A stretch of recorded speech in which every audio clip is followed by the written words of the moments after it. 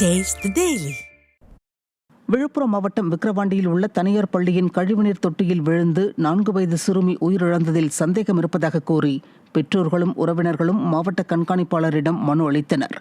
கடந்த 3ஆம் தேதி தனியார் பள்ளி கழிவுநீர் தொட்டியில் விழுந்து 4 வயது குழந்தை லியா லட்சுமி உயிரிழந்ததை தொடர்ந்து சாலை மறியல், பள்ளி முற்றுகை என பல்வேறு போராட்டங்கள் நடைபெற்றது. இதைத் தொடர்ந்து இந்த சம்பவம் தொடர்பாக விக்கிரவாண்டி காவல்துறை வழக்கு பதிவு செய்து விசாரணை நடத்தி வருகிறது.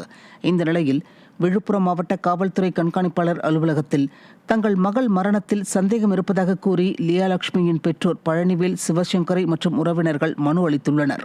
இதுகுறித்து உரிய விசாரணை மேற்கொண்டு பள்ளி நிர்வாகத்தின் மீது நடவடிக்கை எடுக்க வேண்டும் என்று புகார் மனு அளித்துள்ளனர். குழந்தை வழிக்கு வந்து சொல்கிறாங்க, அப்புறம் செப்டி டேங்கில் வந்துச்சு சொல்கிறாங்க, சாப்பாடு அடைச்சி செத்துச்சு சொல்கிறாங்க. 3 காரணம் சொல்கிறாங்க. ஆனால் அப்படி சாவே இல்லை என் குழந்தை. மிஸ்ஸு வந்து என் பொண்ணு வந்து நல்லா படிப்பா, எழுத மாட்டா. எழுதலன்னு சொல்லிட்டு மிஸ்ஸு அடிச்சிருக்காங்க. கன்னத்தில் படாத இடத்துல பட்டுருக்கு. அதில் மூக்காளி வாயில ரத்தம் வந்து இறந்துருக்காங்க.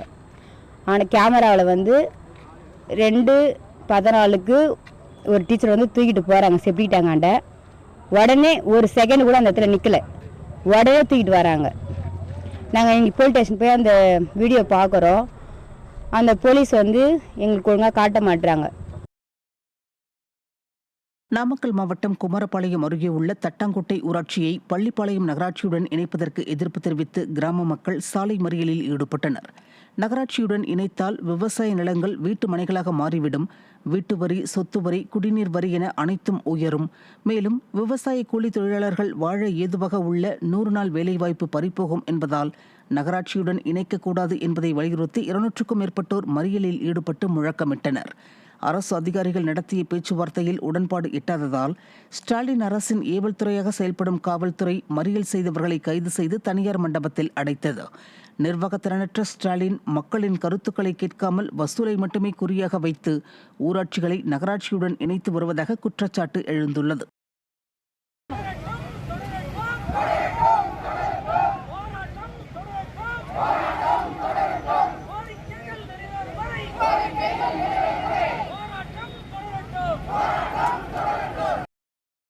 வரும் 12ஆம் தேதி தஞ்சாவூர், திருவாரூர், நாகை, மயிலாடுதுறை, புதுக்கோட்டை ஆகிய மாவட்டங்களில் ஓரிரு இடங்களில் கனமழை பெய்ய வாய்ப்புள்ளதாக வானிலை ஆய்வு மையம் தெரிவித்துள்ளது.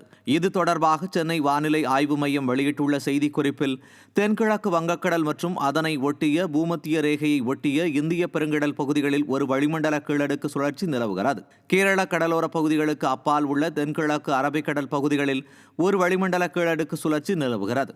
இதன் காரணமாக இன்று கடலோர தமிழகத்தில் ஓரிரு இடங்களிலும், புதுச்சேரி மற்றும் காரைக்கால் பகுதிகளிலும் மிதமான மழை பெய்ய வாய்ப்புள்ளதாக வானிலை மையம் தெரிவித்துள்ளது. சென்னையில் வானம் ஓரளவு மேகமூட்டத்துடன் காணப்படும் என்றும், நகரின் ஒரு சில பகுதிகளில் லேசான மழை பெய்ய வாய்ப்புள்ளது என்றும் தெரிவிக்கப்பட்டுள்ளது.